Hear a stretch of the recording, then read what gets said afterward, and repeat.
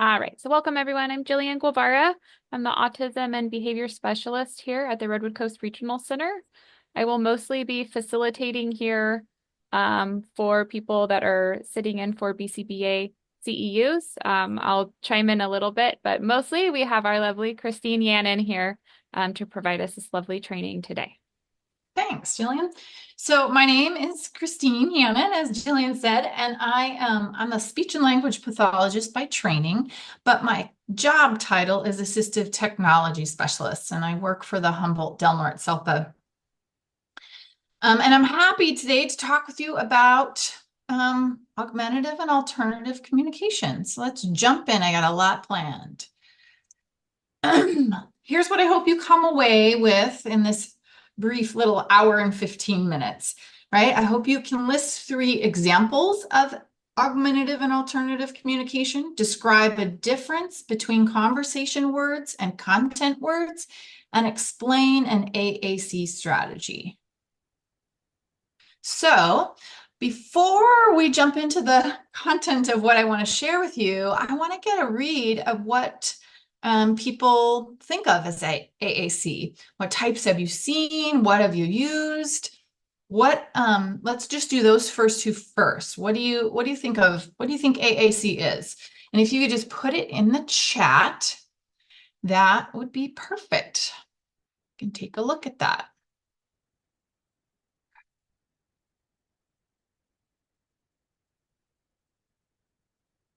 Some tablets, pictures, core boards, PEX buttons. What else?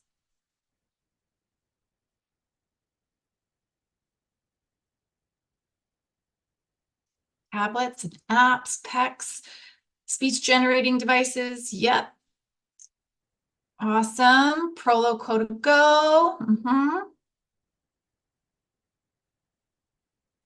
What else have people seen, or what do they think of? Yes, buttons.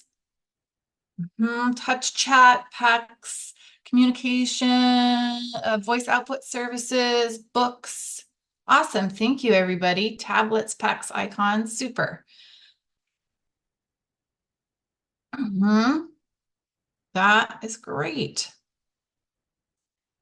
Awesome. Yes. So what do you think that those are all examples, and I'm going to share even more with you. What do you think AAC is for? What do you think it's for when I ask that question? What is AAC for? What would your quick answer be?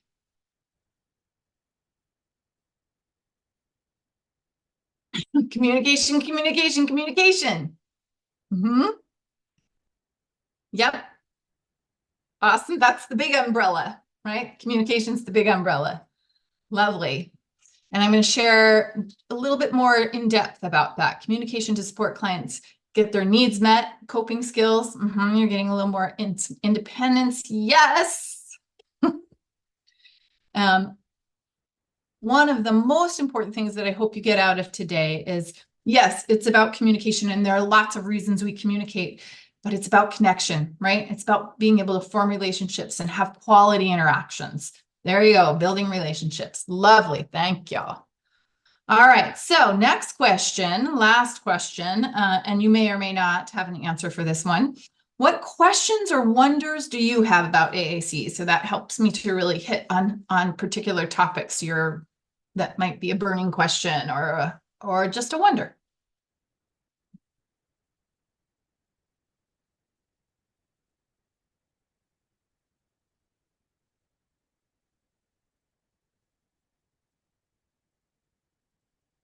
Okay, nothing coming out right away, which is how to best support skill development with AAC. Awesome. We're going to take a look at that. AAC for individuals with cerebral palsy. We're going to talk a little bit about that. Awesome. Okay. So that just gives me some ideas, and feel free to put in the chat questions as we go. And Jillian will help me to monitor that, and hopefully we can address them as we go. So that's very helpful. Awesome. All right. There are a few additional questions just for you, Cristine. Okay. So if a client's engaging and pressing buttons with the typical way to teach, what would we do? And what types of prerequisite skills are needed for AAC? Okay, super. Let's make sure I hit on all of those. You can kind of keep me on track, Jillian, if I've missed something in there at the end. All For right, so sure.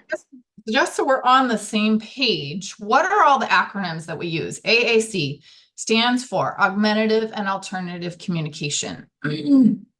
AT is assistive technology. Assistive technology is the larger umbrella that AAC fits under. SGD, speech generating device. And sometimes you'll hear this term, VOCA, particularly up in Del Norte for some reason. It's an older term for before speech generating device was really the more go-to term. And it just is a similar thing, voice output communication aids. So let's look at the official definition of what AAC is. And this is given by ASHA, which is the organization, the national organization that certifies speech language pathologists. And here's what it is. Augmentative and alternative communication includes all forms, and I want to highlight that, all forms of communication other than oral speech that are used to express thoughts, needs, wants, opinions, and ideas. Right? So sign language is AAC. Anytime you're using sign, you are using AAC. And then aided could be a wide variety of things. Could be pictures, could be boards, could be objects, could be devices, many, many different varieties. And we'll look at a few today.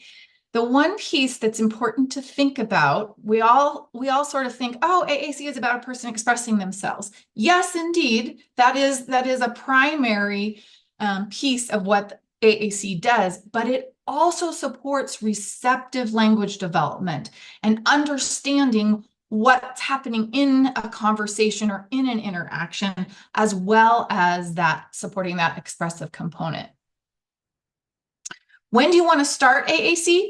Here's a general rule of thumb, like most things in communication, it's not black and white, right? It's gray. I always like to say to people, communication is messy. It is for all of us, whether we're speakers or non-speakers. It just gets messy sometimes. So if there's a high likelihood of communication difficulties, like things we often know that people with cerebral palsy will have a high likelihood of having some communication challenges. Not attempting words by 18 months of age. That's a time where we definitely want to be looking at putting something alternative in place. And it doesn't hurt to start early. Baby signs can be used with any and all kids. Signs are a natural progression of gestures, and we all learn to use gestures in our communication. Or pictures. Those are a great way to set the context for a conversation. Those kinds of strategies, if they're not used in demanding ways, but they're used in ways that support and guide connection and communication, then it doesn't hurt to start using those visuals early on. And again, I just want to highlight AAC gives rise not just to expressing oneself, but also to understanding communication from others. Thanks, Christine. I just have a quick comment real quick. Dolores was saying that with her translation, if you could slow down just the tiniest bit. Oh, I'm sorry. Thank you for the feedback. I will definitely do that. I'll take a nice breath and slow down a little bit. I'm trying to cram a lot into an hour and 15 minutes. Okay. So here are some barriers, right? And I'm just going to let you take a look at what's on the screen. There are fears. That kids won't talk if you use that. All the research shows that just simply is not the case, that it actually fosters speech development, if that's possible physiologically for the person. There are time factors, and here's the one piece that I really want you to take away from today. If the communication partner isn't fluent in supporting the language system and guiding the language system is less likely to be used and picked up for independent, spontaneous use. And it's just key that communication partners play a huge role in supporting somebody in their development and progress and journey in using AAC. And then, of course, there's money. right? That they cost materials, then devices cost. So let's talk about how we move into that process of consideration. Before we do that, I wanna break apart those main areas of communication so that we are all clear about what those building blocks are for communication. There's speech, right? Speech is those sounds that we make. That's the form that we use. That could come from our bodies. It could also come from a device. If it comes from our bodies, those are all the things that we need to have that right below there, that you need in order to be fluent in speaking. Then there's language. That's the content. Those are the things that we put together, whether it's words or signs or pictures that we put together to express a message. It requires understanding that something is represented by another thing. So that's that symbolic thinking. If I show you a picture of an apple that represents a real apple, whether it's red, green, yellow, whatever it might be, it still means apple. And that's a really important piece as we're selecting and trying AAC systems, is where a person is in their symbolic thinking. And then there's communication. Those are the functions, right? Those are the reasons we communicate. It's the actual message. It's how we convey the message. It's the reasons or the purposes for conveying the message. This is just a quick general overview, but I want you to have a sense of what all goes into considering AAC, right? And I will say, sometimes people get lost in the idea of assessment. There is absolutely no test out there that will tell you, give the test and here's the device you should use. You have to look at all of these factors and then move into matching the features a kid or a student or a adult needs to support their communication happening. So all the things on the left are the kinds of information we gather about the person, right? And then as we move to the right, these are all the features we look at when we try to support picking the best match for a person. So now let's break that down into those pieces we were talking about. So there's the function. Why do we communicate? There are so many reasons, right? And these aren't all of them, but if you take a look at that wheel, it gives you a great idea.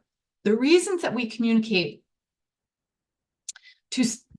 for whether you're a speaker or a non-speaker are the same, right? Those don't change.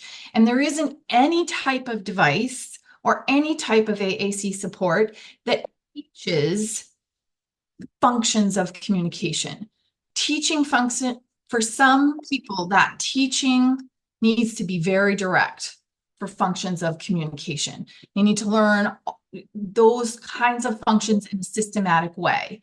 For others, that just comes naturally. It's just a part of who we are as we're born. We learn communicative functions over time. What do I mean by that? In the beginning, we're learning about wants and needs. We're learning to let you know, I'm hungry, I'm wet, I'm tired, right? Help me with those things. As we get older, those become more advanced. So maybe I'm wanting to get your attention. Maybe I'm wanting to tell you a story. Maybe I'm wanting to make a comment or share an opinion of something I like or I don't like.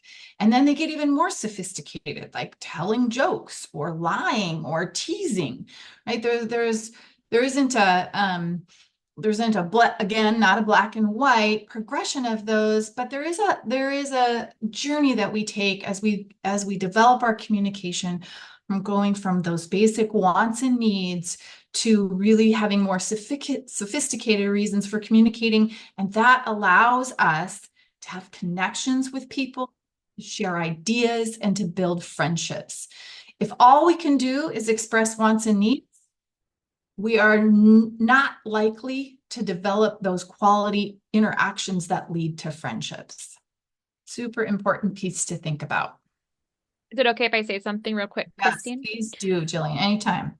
I just wanted to mention too, I know I'm not saying that all behaviorists do this, but I know that for some behaviorists, if we are focusing, let's say on PECs or some other form of AAC, there's typically a lot of focus initially on those wants and needs. And so I think Christine is kind of illustrating that, if you're working with a 5 or a 6 or a 7-year-old that doesn't have the ability at that moment to express much communication at all, it might be good to focus on not just the wants and the needs, because there are so many other ways that communication functions for that person. And so if you're really looking more holistically, then you might be more likely to have success from the beginning, because there's lots of different ways to utilize that AAC that you'll be implementing versus just when they want or need something and you've caught that they might want or need something. Lovely, thank you. So now we'll talk about the form, and that is, what are those types of AAC? And we're going to look here. There is not a hierarchy per se, right? We're really trying to match what features a particular person needs to support them in their communication where they currently are. And I say that because communication is a journey. It's a marathon. It's not a one and done. So a device that or a support that we look at today should not be the device or the support that the person is using 5 years from now, 10 years from now, unless we're talking about an adult who has really gained full competence. That's a different story. But if we're talking about younger people or people who are just learning to communicate, those first forms that we look at should not be the end picture or the end device for a person. Some people will say, high tech versus low tech. And I don't like to describe devices that way or supports that way, because it implies that one is low and one is high. I'd rather say electronic and a non-electronic, or aided or unaided. Unaided meaning is my hands are unaided. I don't need anything else. But if I need an aid, I need some sort of equipment or, a book, a device, that sort of thing. That's aided. And then digitize and synthesize. So digitized is a real voice. Those are the kinds of devices where I'm recording my voice, and they have a lot of benefit for some people in the beginning. Particularly, that real voice carries a lot of meaning and quality to an interaction that a computerized voice just doesn't have yet. I mean, who knows? With where we're going in technology, perhaps it'll be like that someday. But for the most part, devices still have that more computerized, less real sound, and they don't carry the intonation that helps us in our understanding of how a person's words are coming across, right? Whether they're mad or happy or sad or curious, those kinds of things come across in our intonation and our real voice. So here are just a few things on the left. There are things like boards and a flip and talk and a textbook on the bottom. And then as we go up, there are buttons that are, how you record your real voice. There's a go talk there. Then as we're moving up towards the right, those are more electronic types of systems. Those are devices that, are on your phone or on a tablet or a dedicated device. That's all it does is communication, nothing else. And then at the very top of this slide on the right is an eye gaze device. And those are some of the newer technologies where people are using their eyes to activate systems. And then, of course, on the bottom right there is sign. I love that little hand. So let me show you a couple of examples. Okay, so let's see. I want to get out of there. Nope. There we go. Okay. I'm going to show you a couple of examples.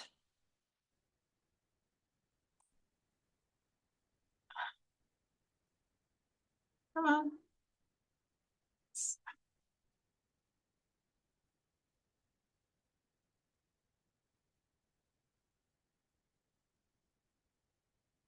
What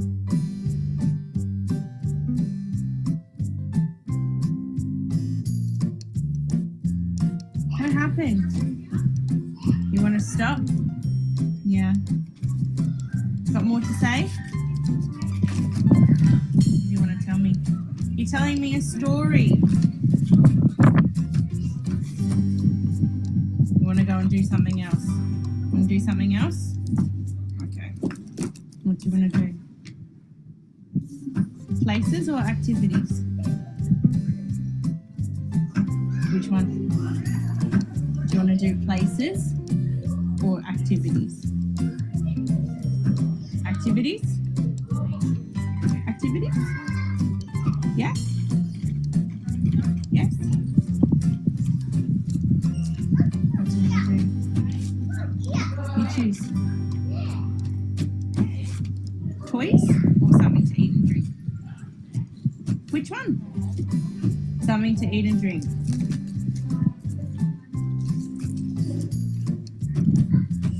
You want a yucky drink? That was a yucky drink. We had a milkshake, didn't we? And it's a yucky drink. I love that one. And what I love about that one is he is clearly telling her his opinion about the milkshake they just had. And he is doing that well with a non-electronic system, right? That's called a pod book. And he is navigating through that book to really give an opinion, as well as using his partner to help guide him. Cristine, I have a question about the pod books really Yeah. quick, if you don't mind. Yeah. No, Are no, no. those are things that are pre-made and can be ordered off of specific websites, is that correct? Or are they made by the SLP? Yes, they are. They are pre-made. That system comes out of Australia. And there is a place in the United States that makes them. You can also purchase the software and create them yourselves, which takes hours and hours and hours. There is a place in Michigan who will print them for you, and then you need to do some individualizing for the particular person. Great. Thank you for clarifying that. And just so everyone knows too, if you are having any internet issues or anything, I am trying to put the links in the chat. So if you want to save them for later to review them on your own time as well. All right, here's another one. This is the other one I want to share today. Oh, I already had that one up. Let me move here. Okay, here we go. It's intercepted. Interception! Yeah, they're playing well this year. Like, a lot of interceptions for them this year. Yeah. Yeah. Helmet. They were Eagles. What's your favorite color helmet that they have? They wear a bunch of different ones. Green. Green? Green's your favorite? Yeah, I like green too. Yeah. The black ones are really nice also though. Mm-hmm. So I love that one as well, because that's a very authentic conversation that they are having, right? And he's using a video visual scene display to have that conversation. And I also like that example because he clearly is a person who's difficult to understand. But what happened?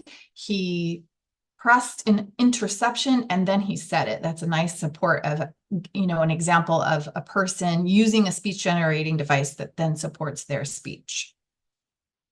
All right, now let's jump into content. So this is really what are you putting together? What are your words like? What are your sentences like? What's behind your messages? So again, just setting some building blocks. When I'm looking at figuring out the best match of a AAC for a person, I'm wanting to understand where they are in this journey of communication. Are they emergent? Are they just beginning? Does that mean they don't? So that means they don't have a reliable method to express communication through symbolic language. So we talked about that a little bit earlier, that they really don't understand that a picture or an icon represents something else. Maybe we get a few gestures here, maybe we get some hand leading, maybe we get some vocalizing. They're just beginning to emerge into a more structured form of communication. Then we have a context or a partner dependent person. And I see lots of people in this area, right? So if I know the context, I can get a lot of what a person says. If I kind of know who they are and what their loves and interests are, I can read a lot into their gestures. They're starting to understand that pictures represent things or signs represent things. But really, they have to have somebody who's kind of familiar with them to really get their ideas across.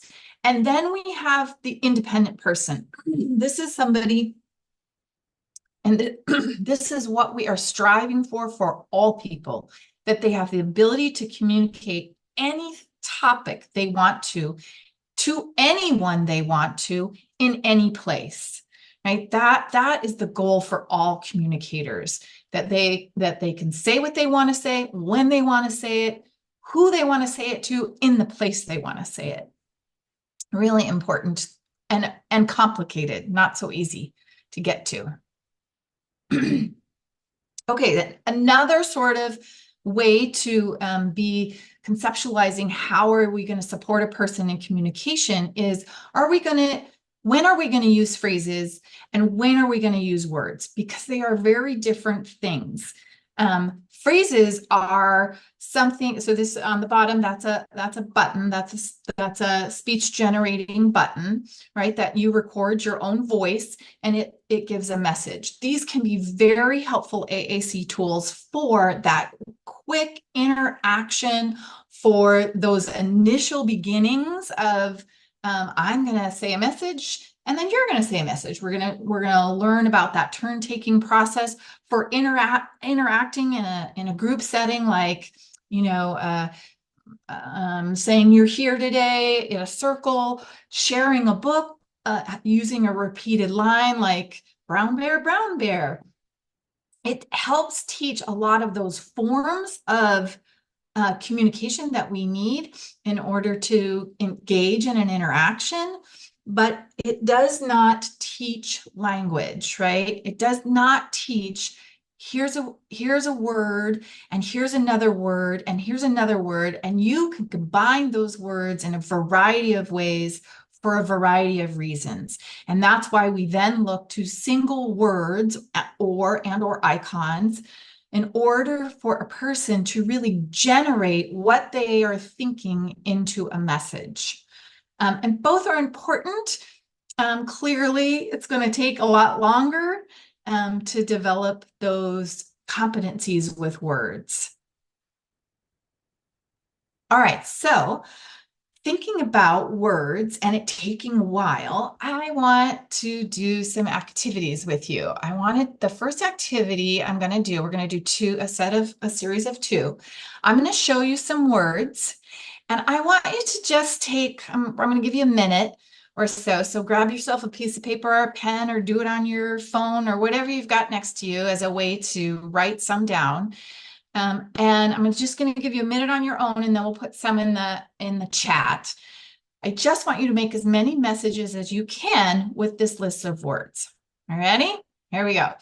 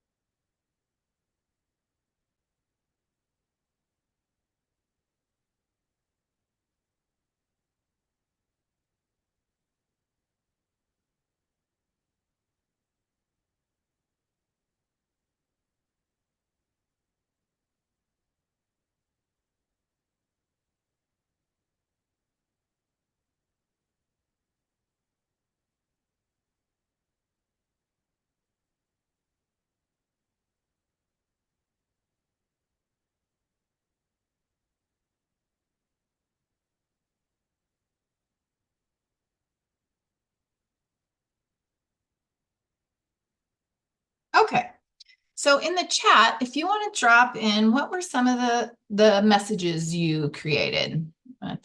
Open up there.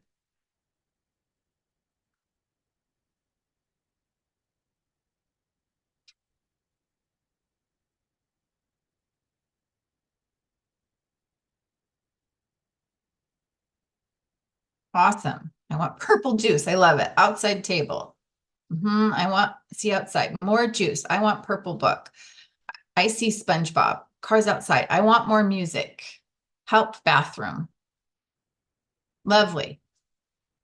Awesome. Yes. So here are the sentences, the general sentences, right? You could say, I want, I see, more, or maybe a comment with this list of words. This list of words was taken directly from a person's textbook. Now we're going to do this activity again. And I want you to do the same thing. I'm going to give you a minute. I want you to create as many sentences or messages as you can. It doesn't have to be I shouldn't say sentences, messages, right? Because it doesn't have to be a complete sentences. As many messages as you can in 1 minute. All right, here we go.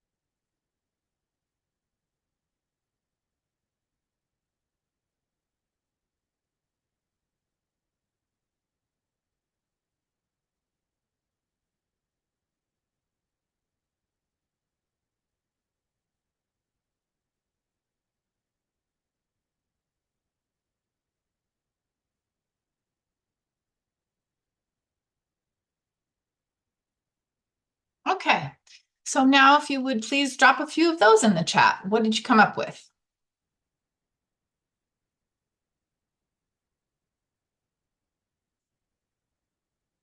Stop that. I don't like feel. Stop that. Cold outside. Eat more. Don't like. Don't stop. Come outside. I finished. I feel. Go outside. I feel cold. Finish snack. You cold? Come eat. What you make. Feel good. Stop. Look outside.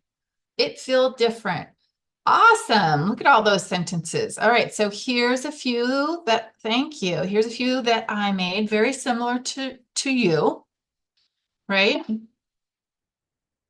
Now, if you think about those two activities and the sentences you make, what observations do you have about those different vocabulary lists? What would you say about them? You can put it in the chat if you like, or unmute and speak it out loud. A lot more variety in the second list. Missing words to make connected sentences. The second list addressed feelings and ideas. The second list produced much more variety of sentences. First list mostly requesting. Second list more opinions, questions, and comments. Exactly right, y'all. Awesome. That is exactly right, right? So the first list was from a textbook. I just took it directly out of a person's book.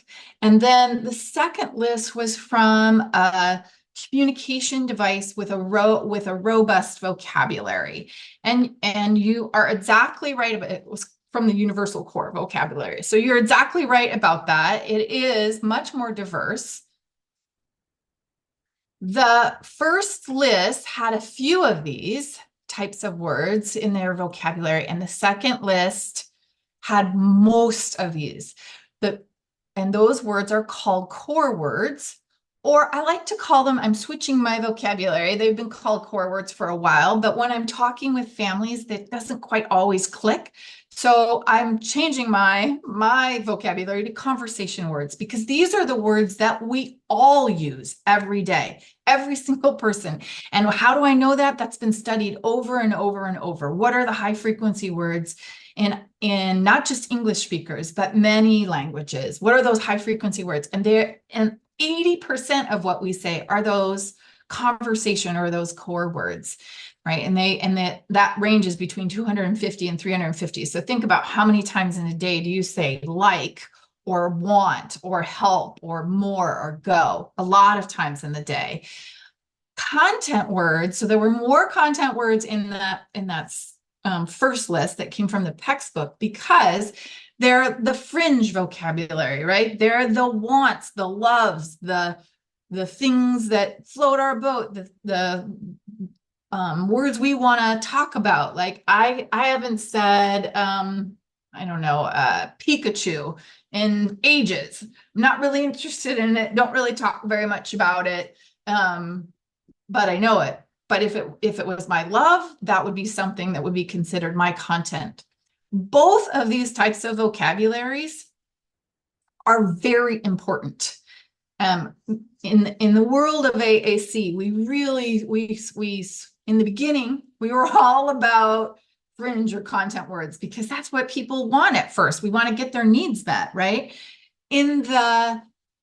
Then there was a shift in the world of AAC to move to core words or conversation words. They're so important, and they're very important. They're what allow us those multiple functions and quality conversations. But if all we're learning is core words, then we're not going to be motivated. We're not going to be interested. We're not going to be wanting to engage in that conversation if we can't talk about what we like. So both of them are very important. The other thing I'll say about that is, if you think about content words, it's pretty easy to represent Pikachu. It's pretty easy to represent banana. It's pretty easy to represent helicopter. They kind of, those symbols, they look like what they are most of the time, or there's a lot of concreteness to them. Core or conversation words, not so concrete. They don't look like what they might mean. And I'll give you an example of that a little bit later. But representing the word more, or representing the word go, or on, or turn is complicated. You have to learn it over and over and over with many associations. Okay, so if you haven't guessed it already, it is really important to move beyond wants and needs. It's just what leads to quality of life, right? We all want to be able to do more than just tell you what I want. And as you get older, and you're an adult, and you're in your own home, or you're in a supported living home, you can kind of go get what you need and want. Like that's autonomy and independence in adulthood. So we got to be teaching people at younger ages to have more reasons for communicating, to comment, to tell a personal narrative, to talk about an experience. Can't tell you how many times I've heard parents say, I want to know what my kid did at school. I want to know what my kid did at school. If all I can tell you is my wants and needs, I'm not going to be able to tell you what happened to me when I wasn't with you. Super important thing to do. Sharing an idea, talking about the past and the future. We all want to do this, right? I want to tell you what I did on my weekend, or I want to tell you where I'm going on my vacation. I had a little girl last week tell me, I was so excited. She said, I go trip island. I was like, oh, wow, are you going on a vacation somewhere to an island? And we got there. She didn't have the word Hawaii in her device, but she's going to Hawaii. And what a beautiful sentence that was, to share that excitement about where she was going. To express emotion, to give opinion. These are all really important. And we need both types of vocabularies to be able to do that. All right, so here's what you all came for. You all came for some strategies. So that sets the basis for using these strategies. I love this little thing from Cough Drop. Yes, my AAC friends, model you must, from the wise old Yoda. If we're gonna be a supporter of a person using AAC, we have to model. We have to have a guide. We have to have a communication partner who's willing and capable. And that communication partner needs to be able to speak our language. So I love this little graphic here. This was actually a graphic by the woman who created Pod. And this is what it shows. If you're speaking to me and I'm able to speak, then that's good, because you've given me the input of speaking and I'm able to then do the output of speaking. But if you're speaking to me and then you're expecting me to use pictures to talk back to you and you're not using pictures, that's very confusing. If you are using pictures, aided language, and talking to me, and then expecting me to use those pictures, I am much more likely to be able to use those pictures. So I say, you've got to talk in pictures, and you might not be fluent, and that's your job as a good communication partner, to become fluent in that person's language so that you can be the guide. You can be the person supporting long-term language and communication development. So that's called, that modeling is what I introduced it as. You'll see it all over the place. Aided language stimulation is another term that's highly used. It all comes down to modeling. And there are 3 types of modeling I like people to think about, because they're all 3 are important, particularly when we are clinicians supporting clients. So you want to model what you're saying. I might want to say, "Ooh, it's windy out today," or "I feel cold," or I like Christmas." Whatever that might be, whatever I am saying to that person, I want to be using their language system, so their symbols or their signs or their pictures, to say what's on my mind. I also want to use that system to say what they could say in the moment. Ooh, don't like it, or want cheese, or go mama, or whatever that might be. I also, in classrooms or community settings, I want to give an example to the person who's using the system about what their peers are saying. So I might say,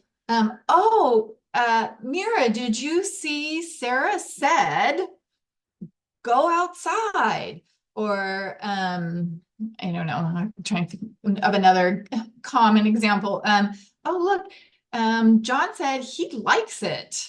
Right. So I want to give examples of not just what could say, not just what the person who's using the AAC could say, but what other people in the environment are saying as well. Why do we do this? Because the research shows that a person needs to hear a word 1,800 times before we have an expectation that they will use that word. So you have to understand that, take that in 1,800 times before you're going to be able to use it with competency. That's a lot, right? So if we're not modeling a lot, we can't expect a lot of output. Here's a nice another little research tidbit there. By 18 months old, a child has been exposed to approximately 4,400 hours of spoken language. And why is that important? Because usually around 12 to 18 months, we get those first words. That's a lot of hours of hearing your language system used before you use it. How do we make that happen? When do we do that?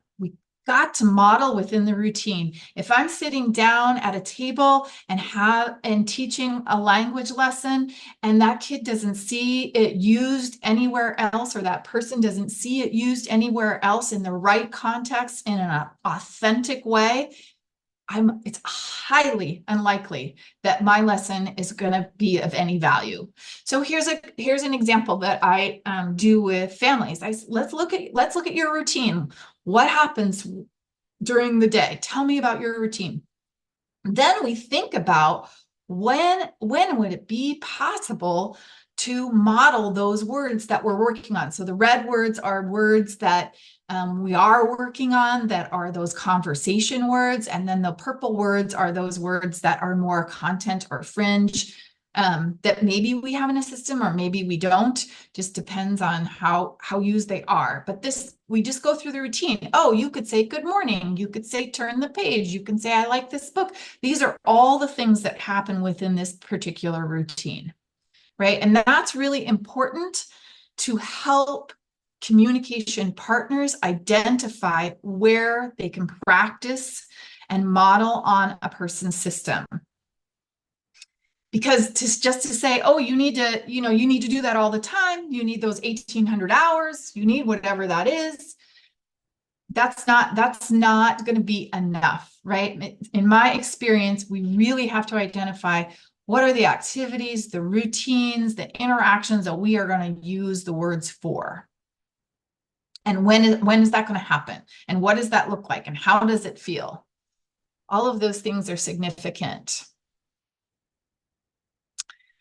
The other thing we can do is just engineer the environment, right? So put symbols, if these are all examples of symbols, put symbols in the environment that the person can then see are tools for us to communicate. It's not just that person, right? It's not just the person who needs to do the work of using that AAC device, but it's a form of communication that we can all use to have connection together, to share ideas, to comment, to request, to do all of those things so that the user can see it's not just me needing to use it, that everybody can use it. Peers can use it back and forth. Parents can use it back and forth. Siblings can use it. If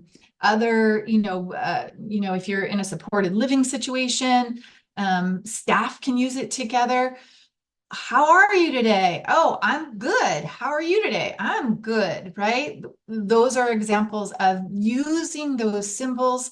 So it normalizes that they're just a tool for us all to connect in authentic situations.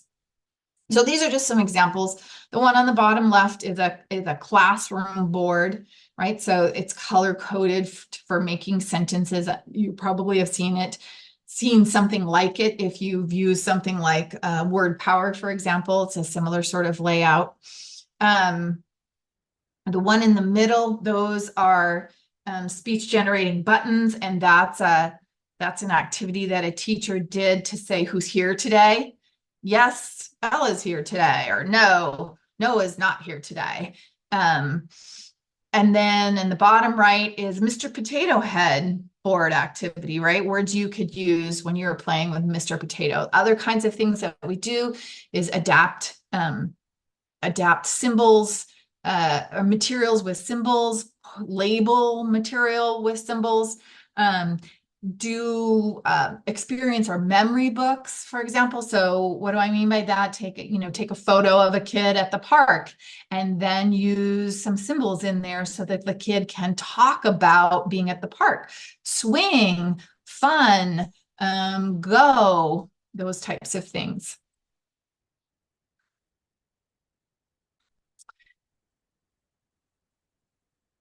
This is a concept that's important to think about as we are modeling.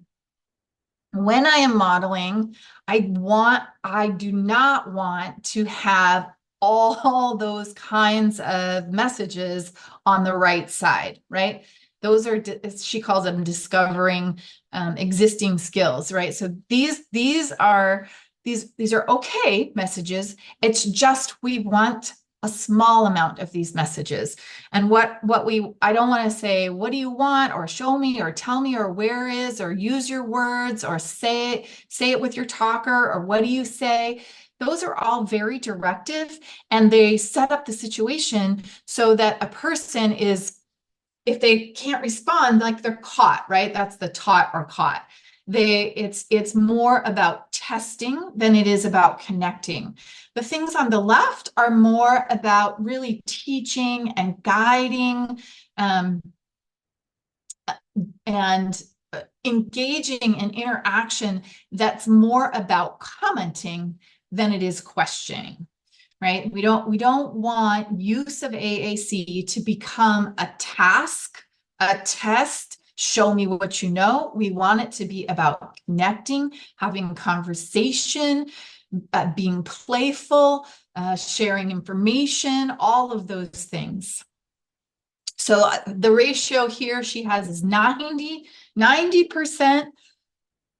to 10%. So that means 90% of the time, I'm just going to be modeling the things that I am saying, that the person could be saying, or that partners in the environment could be saying. And those are more comments than they are questions. Okay, key elements. I went through some of that stuff pretty fast, but these are the three key things I really want you to come away with. The top one is respect and reflect, and this is a simple idea and a hard strategy to put in place. So you as providers or clinicians, think about this as you're supporting, your aides and families and individuals in learning how to use a person's AAC system. And what does this mean? Respect and reflect. It means I'm going to respect any form of communication that person uses, whether it's a gesture, a vocalization, a use of a button, or using a word or a symbol. I'm going to respect whatever they say, and then I'm going to acknowledge that, and then I'm going to reflect back to them how that could improve slightly. So I'm going to give you an example of that. If a kid reaches for a water bottle, I might get in the way of that reach and say, oh, I think you are saying you, and I'm going to model, want the water bottle, right? So I've respected, you reach towards it, you are telling me something, and I'm going to reflect for you what you could say or how you could say it. What usually happens or often happens, and it's not malicious in nature at all, it's just a natural thing, is the communication partner maybe grabs the water bottle or stops the person from getting it and says, no, use your words, or no, use your talker to tell me. That right there has said that it just cuts the communication right off right there, right? Because now I've then made it a task. By reflecting back, I'm still prolonging the interaction and not giving access right away to that particular thing, but I'm telling them, you are communicating to me, I see you reaching, and here's the word you could use for that. The next one is comment and invite, right? So this is just a natural shift in the way we support somebody to, I wonder what you have to say, instead of say or tell me apple, or I wonder if you like an apple, or, oh yeah, that apple does look good. If I'm seeing a kid look at that, that's just a comment. Instead of saying, tell me, want apple. And then I had to work on this today. Slow and relaxed, right? Just a slow and relaxed pace in communicating with slightly varied repetition. And this is key. This is significant in terms of language learning, that's slightly varied. What do I mean by that? I mean that, yes, I want the person to be able to say, like cookies, but I'm going to shift it around a little bit and say maybe good cookies, yummy cookies, I'm still focusing on that topic that's of interest, but I'm slightly varying it so I can keep it interesting. Because if we teach words and phrases over and over and over in the same way, we end up with trouble, right? We don't end up with quality communication, and we really are not focusing on a variety of functions or reasons. And then we're making it again a task, not a connecting. So at the bottom there, I think you've heard me say this multiple times already, right? We want to model functional vocabulary. So what do I mean by that? Vocabulary that's important and needed in that environment within the context of what is motivating and authentic to an individual. And in the beginning, excuse me.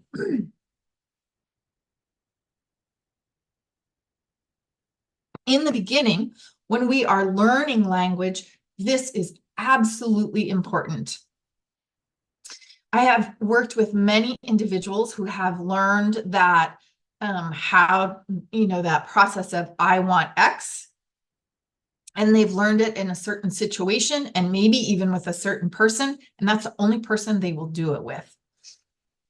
It's really important that we figure out generalizing or moving that language learning across environments and across people, and that it matters.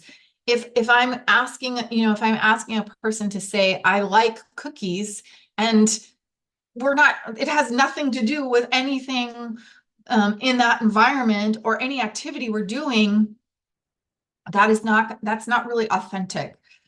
If it's about a conversation that kids are having, then that's, about their favorite treats or whatnot, then that's a totally authentic thing and could be motivating to that person. But it's important to keep it authentic so that people are really learning the language they need in the moment that they need it. And that it's about connecting with others, not just engaging in a task. Okay, I want to do a little activity with you. We're doing good on timing, so that's awesome. Thinking about that fluency piece and how important that is. So in that first list, right, when we were looking at words, that's a pretty straight ahead, because we don't have a pretty straight ahead vocabulary, because we don't have a lot of symbols that aren't concrete. Most of those symbols are concrete. Color orange represents the color orange. Cookies represents cookies, bagels represents bagels. Those are pretty easy. In the other list, it got a lot more complicated, right? Because some of those words are much harder to represent by symbols. And as we have larger vocabularies, then it's harder to figure out how to make phrases. I gave you a very quiet moment and a list of words, but if I gave you a list of symbols and then asked you to know what those symbols meant and then to put those phrases together, that would have been much harder. So thinking about that, just another analogy. Let me go find what I'm looking for here. Another analogy about how important it is that you, as a communication partner, be fluent. So I'm going to play a song, and maybe there are some musicians who already know what this is, and maybe there aren't. But tell me in the chat as you're listening to this song, tell me what this song is. Play. People can hear it. Hold on, sorry, I gotta get my volume up. I'm doing it upside down. There we go.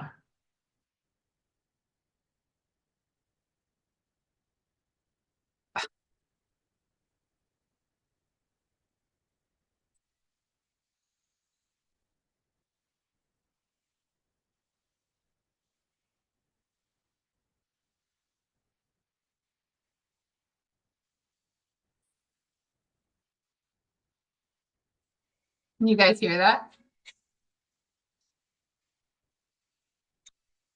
Uh-oh. Nope, can't hear it. Oh, okay. How can I do that?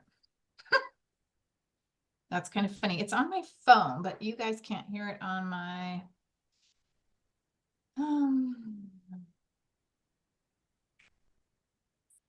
that work? No. No. No, so that's funny. I have never had that problem before. Okay, well, I can't play that for you. So let me go do something else. Interesting. Okay, plan B.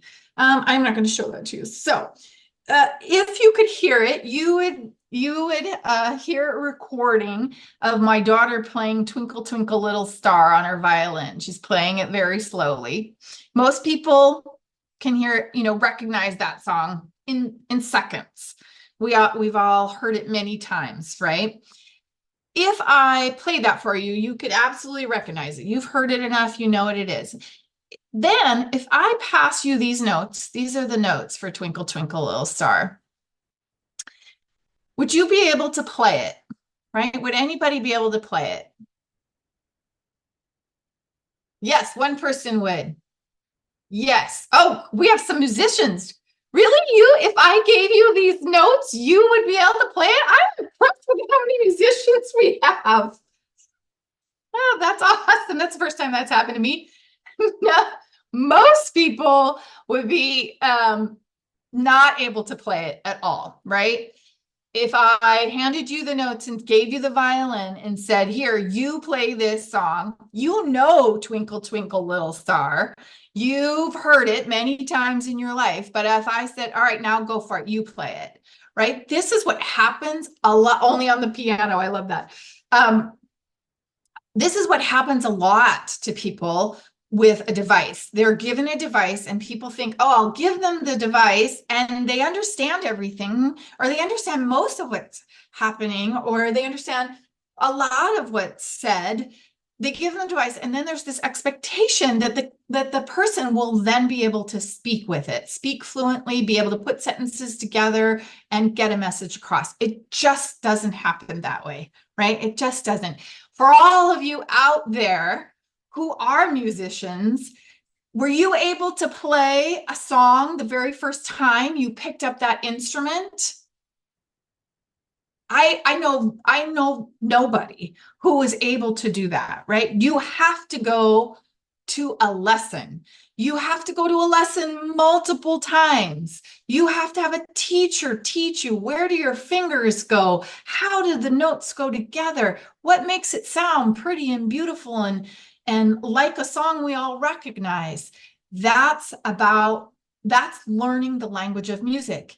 And learning the language of symbols is just like that, right? You've got to see it used multiple times. You need somebody showing you. You need to see another person doing it in a way. And that's why it's so important for a partner who's going to be the guide, the modeler, the supporter, to be fluent in the language. It means you as clinician need to be fluent in the language, and that takes you learning the language, understanding what that language is, and being able to practice it and support it.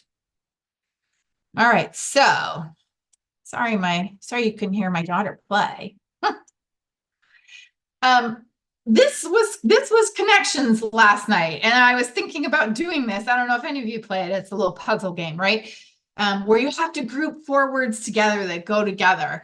And it's not so easy. Like I don't get them all the time. I try all the time, but I loved it because it's symbols, and you have to look at the symbols and really have an understanding of the symbols and how complicated, how multiple meanings could be for each symbol and how the 4 go together.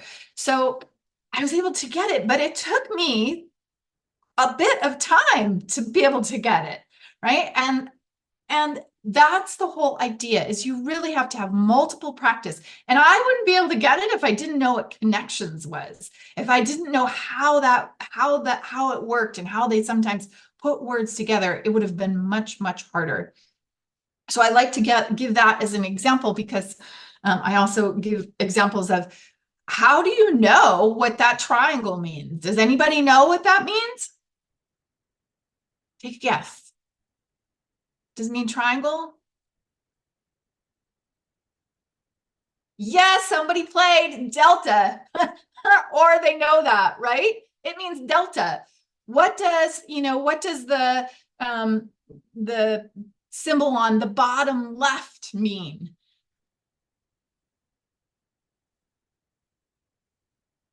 Anybody have a guess?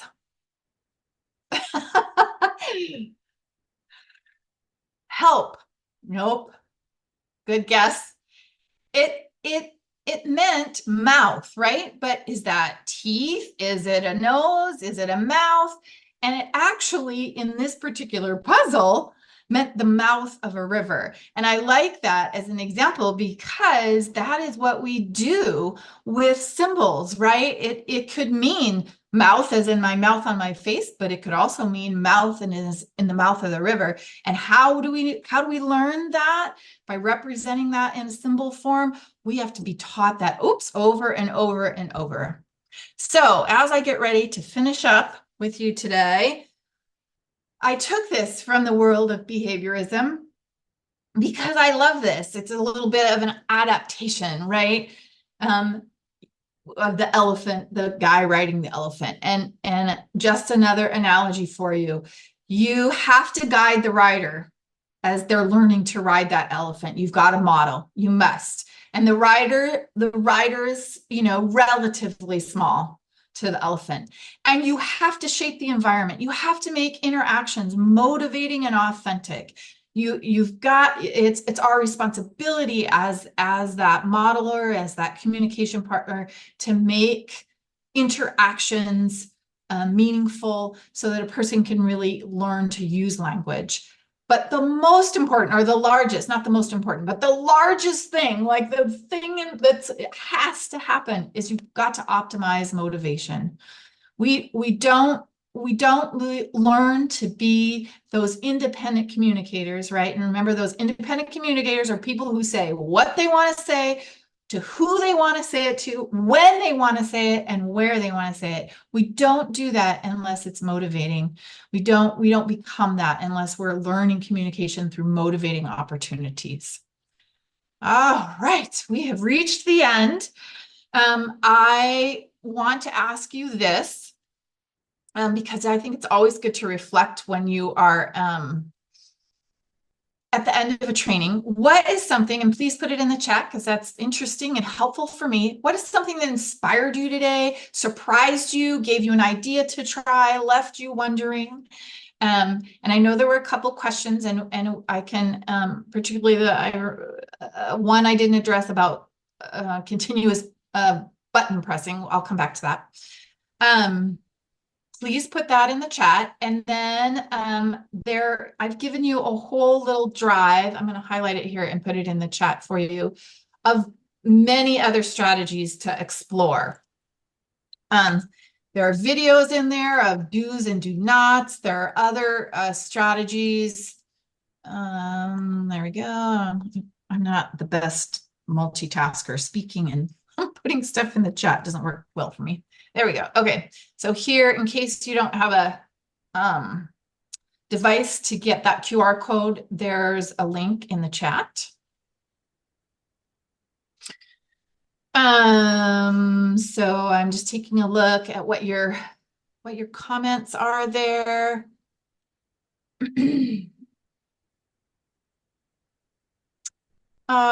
Thank you, Sarah. That's a nice comment. How much modeling really needs to happen before communication can be independent. So true. I think Cristine too. I know, I have taken a little bit of AAC training earlier in the year, but I think it was reiterated again here. And being a behavior analyst, it's really interesting to hear a shift in the perspective from more of the speech pathology view versus a behavior analyst, because a lot of times as a behavior analyst, you're trained for the person to engage in the correct response, right? And so if you're trying to get someone to say like, I want cracker, and you're modeling it and they're not doing it, then from a behaviorist standpoint, typically what we would do is intervene with a higher level prompt, right? So we would do a physical prompt or a verbal prompt to try to get that correct response. So I think that's something that is a huge shift and reminder that, data from other professions is still really good data and research, and we should be, considering that when we're going into our own practice. And so that piece of modeling and needing to hear things, did you say 1,800 times? Yeah, Yes. before we should expect an independent response. I think that's something that is so impactful and important for us behavior analysts to be reminded of, because if we jump in with those full physical prompts every single time, what's going to happen is that they still might need 1,800 of those, and then they may become prompt dependent, and it might be even harder to fade those prompts. So I think it's really important to remember that if you're just modeling, even if they aren't responding right away, that's okay. Yes. Yeah. And I think, Jillian, that's such an important, large conversation, right? So I do get people asking about when and when not to use PECs. And there's some controversy out there, and you can go and explore what that is. And I'm not going to dive into that. But I will say, having, been in this communication world for 30 plus years, there are a group of children who are not initiating any type of communication. And there are very specific behavioral strategies that can support children in learning to do that. And that is absolutely critical in my experience and my opinion. How we do that, we can have discussions about how we do that, as long as it's, authentic and motivating and interesting and not a task and all those things. Once a person learns that initiation, we do not need to teach that anymore. We need to be teaching multiple functions in lots of different environments, engaging in multiple reasons and using multiple types of words. For those kids who come into the world already having those functions intact, or learn them, without any intervention, we do not need to put them in a system that teaches them initiation of communication. What we really need to be doing is teaching them language. And there are lots of ways to do that. I appreciate you saying that. The one piece I did not answer was that, what do you do with that multiple button pressing, right?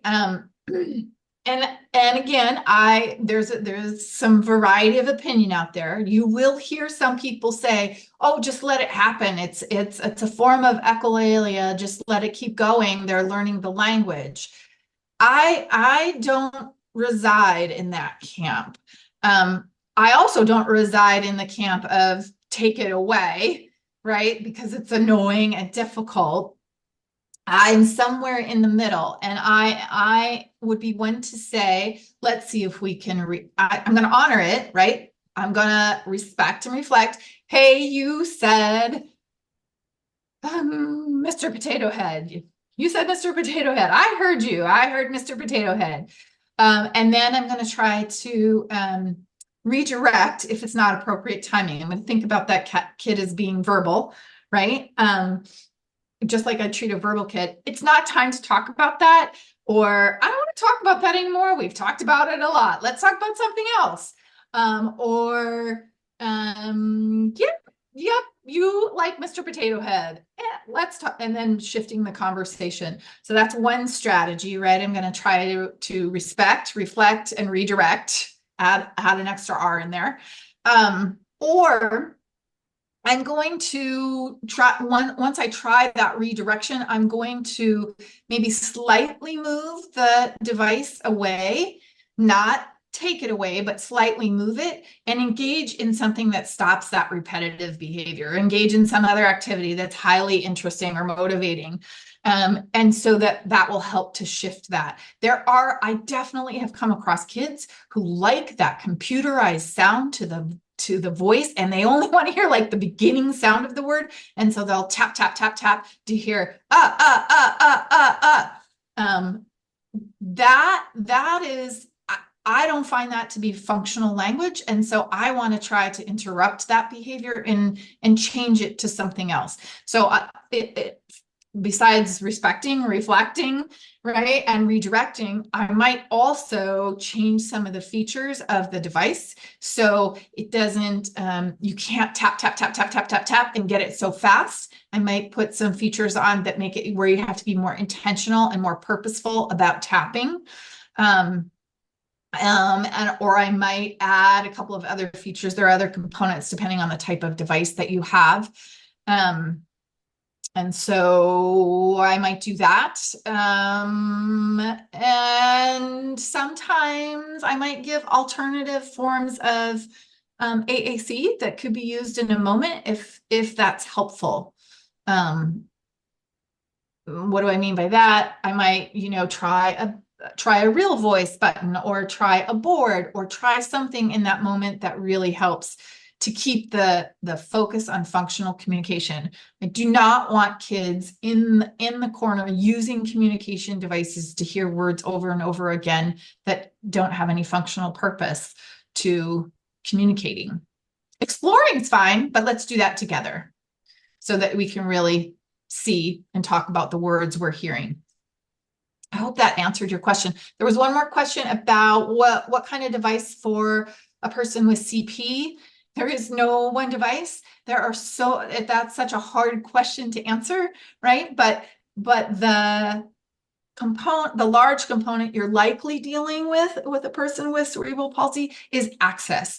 And there are multiple ways of access. You can use a direct select with your finger. You can use a direct select with your eyes. You can use alternative kinds of access, like a dot that has a head mouse, or switches, or there's head pointers. There are all different types of access methods, and I didn't dive into those today, but that's a large component for somebody who's in a complicated body.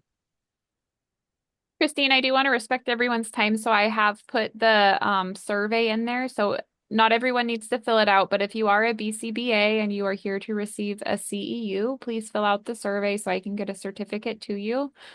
Cristine and I have said that we can stay on longer, so we are, happy to stay on and continue to answer questions. But if anyone only allotted themselves an hour and 15 minutes, I want to respect your time and make sure that you still get your CEU. I do see that there are a few additional questions, Cristine, and there was one more at the very beginning too that I don't think that we quite got to. It was, and I'll answer this one. yeah. So are there right or wrong ways to explore a device together with a learner? No, like I said before, communication is messy, right? It's gray. The making it authentic. I guess if I would say there was anything wrong about it, it's you don't want it's not a test, right? Find the ball, find go, find more. This we don't want to do. In exploration, we want to say, ooh, more. Yeah, you like to say more tickles, or more bubbles, or more, you wish you had more cookies. Ooh, yeah, you love the color purple. Purple's my favorite color. Blue's mama's favorite color, whatever that might be. Making it about authentic conversation, authentic comments, as opposed to a task to find or show me. What was the other one, Jillian? Someone at the beginning had a question on if there are any prereqs to consider before introducing AAC. No. There are no prerequisites. There are skills one needs to learn as we move through a continuum or a range of AAC devices, right? So you have to learn how to use switches if you're that kind of user. You have to learn how to use your eyes to activate it if you're that kind of user. If you're going to a large vocabulary, like a word power vocabulary, you have to know how categories work. What do I mean by that? You have to know that animals are found in animals, and food's found in food, and or oranges or bananas are found in fruits, or whatever that might be. Those are skills we need, but there's no prerequisite to start AAC itself. It's just, what are we starting with? I am not going to give a person who's that emergent communicator a tablet with a large vocabulary that isn't going to match the features they need to first get their wants and needs met, and then to move on to more complicated functions of communication. Hope that answers the question. Is there an article that notes the 1800 modeling time so we can use these articles to justify modeling in our insurance reports? I'd have to dig for it, but there is, right off the top of my head, there's a video. I will put it, I'll write myself a note. There's an awesome video out of Canada they talk about that. It's called One Children's Place. And I think in there, she gives you the reference. There isn't one particular article. That's kind of there's probably several. But I'll add that to the drive that I set up for you. Thanks, Cristine. Yeah, of course. And then I know Jennifer, I think, had a few comments of just things that might be continued ideas that she would like. So one was working in telling a personal narrative. I'm not sure if that was more of a comment or if you had a question about like how to do that, Jennifer. We could definitely brainstorm some strategies for that. That's your next step. Well, not quite, but so wants and needs. Then I work towards comments, and that comments leads into personal narratives. And